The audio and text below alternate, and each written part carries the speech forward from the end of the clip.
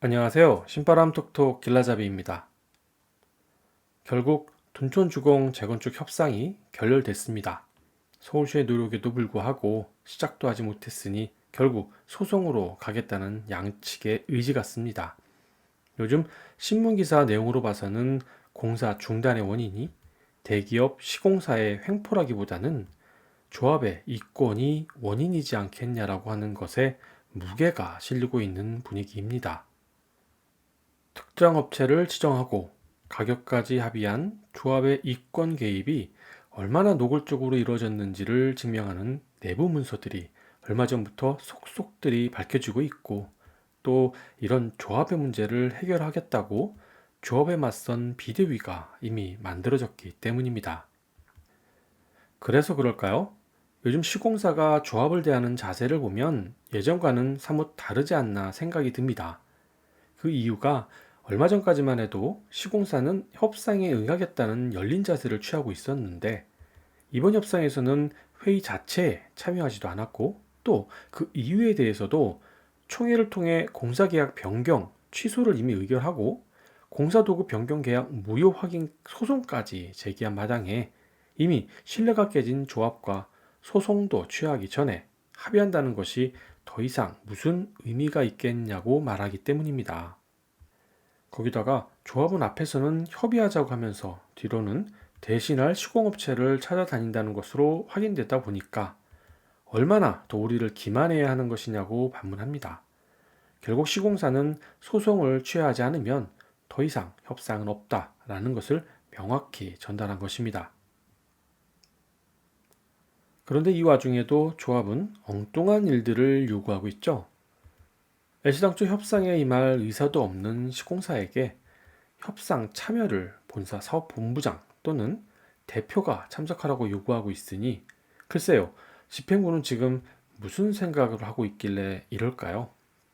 둔촌 조합원들은 지금 자신들의 전 재산이 공중분해될까봐 얼마나 노심초사하고 있는데 말입니다. 지금까지 상황을 정리해보면 조합은 아직도 옛날이요 하면서 요구하면 모든 게 다 되었던 추진이 때의 기억 속에 아직 벗어나지 못한 것 같습니다. 반면에 시공사는 공사 중단을 하고 유치권을 행사하는 것을 시작으로 조합의 이권 개입이 얼마나 집요하게 요구했는 것을 밝혔고, 이 때문에 공정 분석 보고서와 같이 공사 지연과 공사 금액 증액은 필연적이다라고 논리적으로 준비하고 있는 것을 보면 이미 소송을 위한 준비가 완료되었다 싶습니다. 결국 그 똑똑한 시공사 직원들은 둔촌 재건축을 위해 존재하는 것이 아니고 이제는 소송을 위해 준비하는 적군이 되었습니다. 이제 시공사가 소송에서 승소하게 되면 앞으로 어떤 일들을 준비하는지에 대해 알아보면 이렇습니다. 첫 번째, 이미 공사 기간이 9개월 이상 늦어졌기 때문에 직접 공사비 투입은 없겠지만 간접비는 계속 발생하기 때문에 지금껏 계산되지 않은 추가 공사비가 또 누적되어 요구될 것입니다.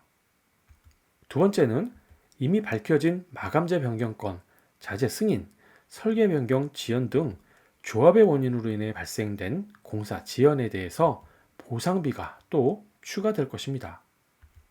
세 번째로는 만약 공사 중단이 잘 해결돼서 공사를 재개할 경우라도 장비 수급과 현장 인력 확보를 위해서도 그만큼 시간이 흐를 것인데요.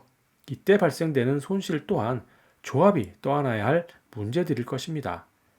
이것 말고도 시공사는 공사 재개를 위해 아직 말하지도 않은 협상안들이 많을 것인데, 집행부는 시공단 본사 책임자만 나오라고 하는 거 보면 과연 무슨 말을 하려고 그랬는지 사실 내용이 좀 궁금합니다. 사업장의 공사 중단에 유치권 행사까지 시작되다 보니 몇몇 분들이 이전에 흑역사로 기억되었던 트리마제 사태가 재현되는 것이 아니냐는 우려 섞인 목소리가 나오기 시작했습니다. 그럴 것이 시공사가 대규모 재건축 사업에 유치권을 행사했다는 것은 그동안의 외상공사비 1조 7천억 원을 보전받겠다는 이야기가 될 것이고, 그러기 위해서는 민사집행법 274조인 유치권에 의한 경매 조항을 이유로 경매를 진행할 수도 있기 때문이죠.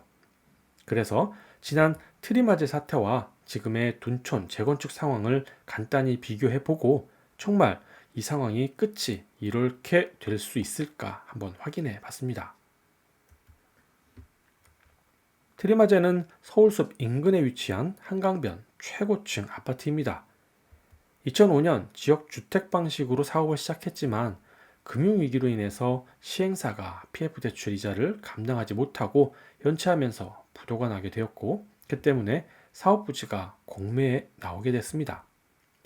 시공사였던 두산중공업이 자산담보부 기업 어음인 ABCF, 즉 PF 3,600억 원을 대출을 받아서 사업 부지를 낙찰받게 되면서 다행히 다시 사업을 정상화시켰지만, 이건 역시 시공사가 사업 제한에 따른 추가 분담금을 요구하게 되면서 지금의 둔촌주공처럼 조합과 시공사 간의 지루한 소송으로 많은 시간이 지체되게 됩니다.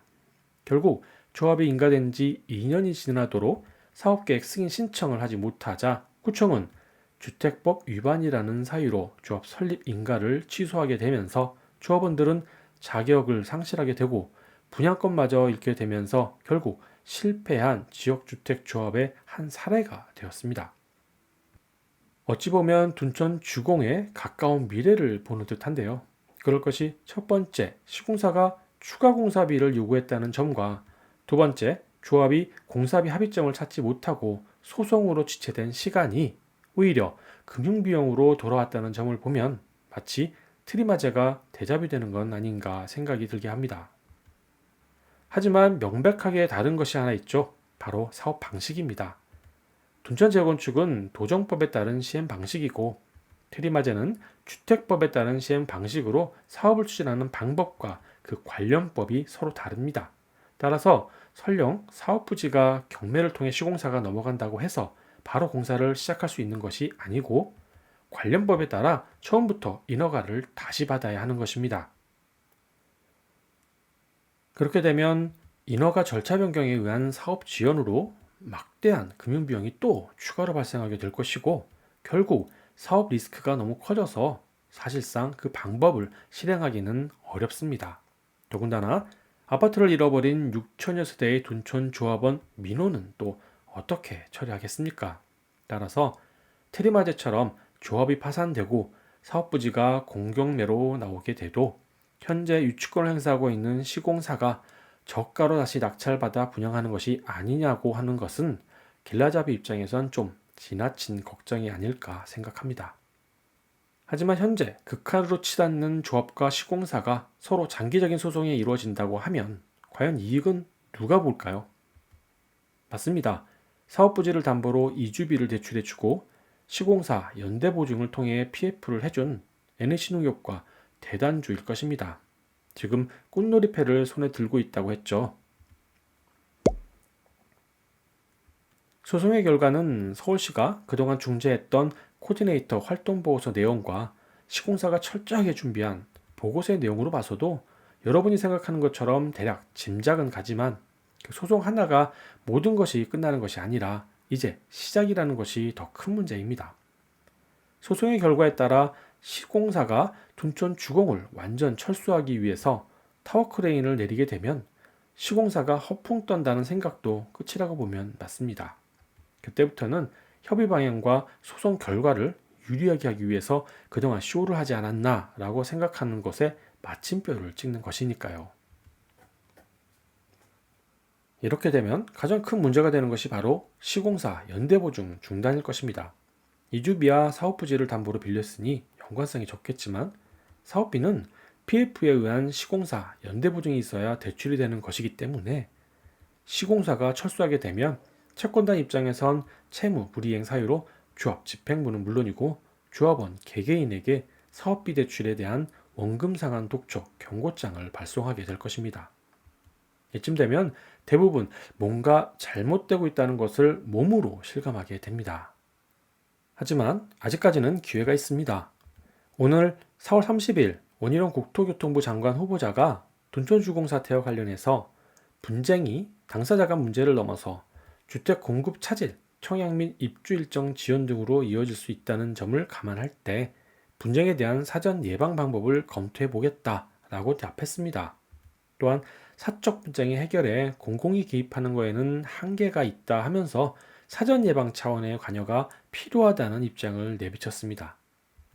또한 지난 후보 시절 윤석열 당선인의 공약이었던 민간 택지 분양가 상한제 완화 방침은 국회 통과 없이 대통령 시행령만으로도 시행 가능하기 때문에 한 번쯤 기대해 볼 만하지 않을까 생각하지만 그 시행 시기와 완화 정도를 기대해 볼 때 본 문제를 한 방에 잠재우기에는 한계가 있을 듯 합니다. 다음은 남의 손 빌리지 않고 자신들이 주도적으로 해결하는 방법입니다. 시공사도 이전에 긍정적으로 받아들였던 추가 공사비와 관련된 내역은 추후 한국감정원의 공사비 검증 절차를 진행하면 지금보다 절감된 공사비를 확인할 수 있을 것입니다. 하지만 지금의 공사 중단으로 발생될 추가 금융비와 다시 또 공사 재개에 따른 추가 공사비는 아직 협의해야 될 생각조차 하지 못했을 것입니다. 따라서 길라잡이는 검증에 의해 절감된 공사비와 앞으로 발생될 추가 금융 및 공사비 등을 상계 처리해 보면 조합원의 분담금은 지금보다는 최소화할 수 있는 방안을 찾을 수 있을 것이라 생각이 듭니다. 소송을 하든 시공을 하든 시공사업단 직원들은 그저 그들의 일을 할 뿐입니다. 이제는 소송이 아니라 조합을 위해 일하게 해야 합니다. 이제부터라도 조합은 격양된 감정을 누르고 이성적으로 좀 판단해서 긍정적인 마무리가 되도록 노력해야 할 때가 아닌가 생각합니다. 내용이 도움이 되셨으면 좋아요, 구독 부탁드리겠습니다. 감사합니다.